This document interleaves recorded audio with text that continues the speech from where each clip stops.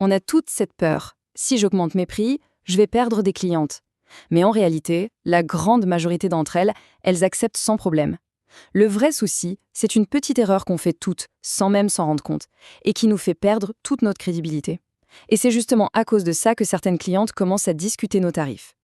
Alors, soyons directs. On a tendance à croire que le problème, c'est le prix, que c'est le montant sur l'étiquette qui fait tiquer. Mais, et si je vous disais que le vrai problème, ça n'a rien à voir avec le chiffre que vous annoncez? Non, le problème, c'est une erreur qu'on commet juste avant, et même pendant qu'on annonce nos nouveaux tarifs. C'est une erreur presque invisible, mais qui sabote tout notre travail. On va décortiquer ça ensemble. Ok, allons-y. Avant même d'avoir dit un mot à une seule cliente, tout commence là-haut, dans notre tête. On se raconte une histoire, et croyez-moi, c'est rarement une comédie. C'est fou, non? Quand on pense à augmenter nos prix, on ne pense pas à l'oxygène qu'on va enfin avoir. Non, on pense à tout ce qu'on pourrait perdre. On s'imagine déjà les conversations hyper gênantes, les clientes qui vont nous sortir le flyer de la concurrente, ou pire, celles qui ne rappelleront plus jamais. Bref, on se construit le pire des scénarios. Du coup, qu'est-ce qui se passe? On repousse. On se dit qu'on attendra le bon moment. Un moment qui, bien sûr, n'arrive jamais. On augmente un tout petit peu, de quelques euros, mais au fond, on n'assume pas. Pourquoi? Parce que dans notre tête, c'est déjà devenu une montagne, alors qu'on n'a même pas encore testé la réalité. Et c'est là qu'on se bloque toute seule. On arrive au cœur du problème, cette fameuse erreur invisible. Ce qui nous fait perdre notre crédibilité, ce n'est pas le tarif. C'est le fait que, sans s'en rendre compte, on se justifie. Ça vous parle, ça? Bon, avec l'augmentation des produits, je suis obligée de... Ou mes charges ont explosé, donc je dois. On a l'impression d'être honnête, d'expliquer les choses. Mais en fait, on est en train de se défendre. Et ça change absolument tout dans la perception de la cliente. Voilà, ce tableau, il résume tout. On pense dire, mes tarifs évoluent, c'est la vie. Mais la cliente, elle entend, je ne suis pas très à l'aise avec mon nouveau prix, s'il vous plaît, ne m'en voulez pas, acceptez-le. On ne fait pas qu'informer, on cherche une validation. Et là, c'est fini, la porte à la négociation est grande ouverte. Donc, le point crucial à retenir, c'est ça. Se justifier, c'est se fragiliser. On transforme une simple information en une discussion. On se met volontairement en position de faiblesse et on invite la cliente à remettre notre décision en question. Allez, maintenant on arrête avec le film catastrophe et on regarde ce qui se passe vraiment sur le terrain. Parce que la réalité, elle n'a rien à voir avec ce qu'on imagine. Regardez bien ces chiffres. Dans la très très grande majorité des cas, 80 à 95% des clientes acceptent. Elles disent juste « Ah d'accord » ou « Oui, c'est normal avec tout qui augmente ». Point final. Mais nous, notre cerveau se focalise sur la petite minorité, ces 10% qui vont comparer, négocier, peut-être même sortir un vieux flyer. On voit bien le problème là. On laisse une toute petite minorité de clientes dicter la stratégie de toute notre entreprise.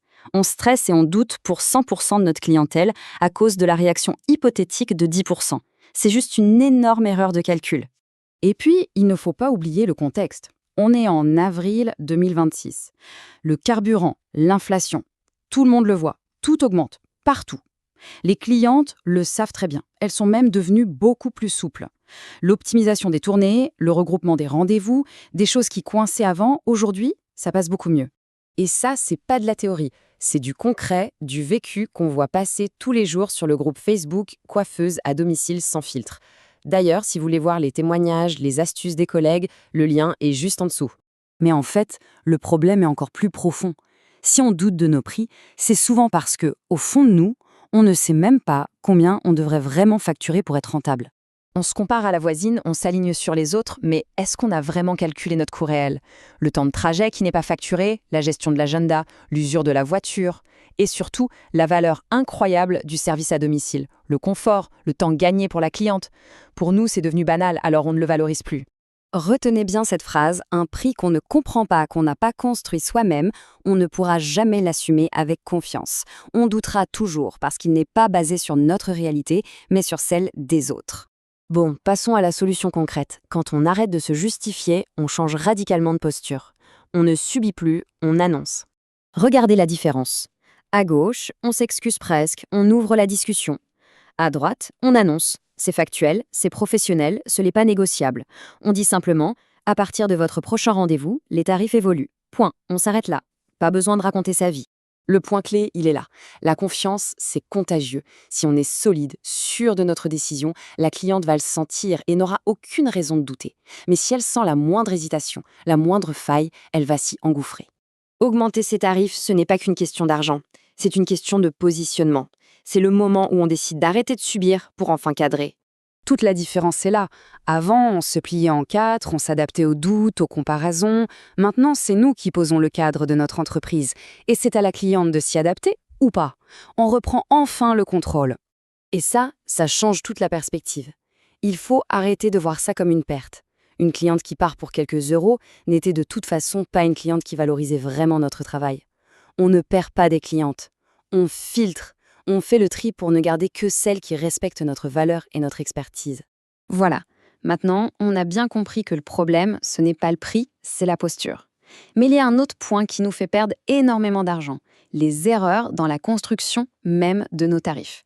Et ça, c'est exactement ce qu'on va voir dans l'analyse juste ici.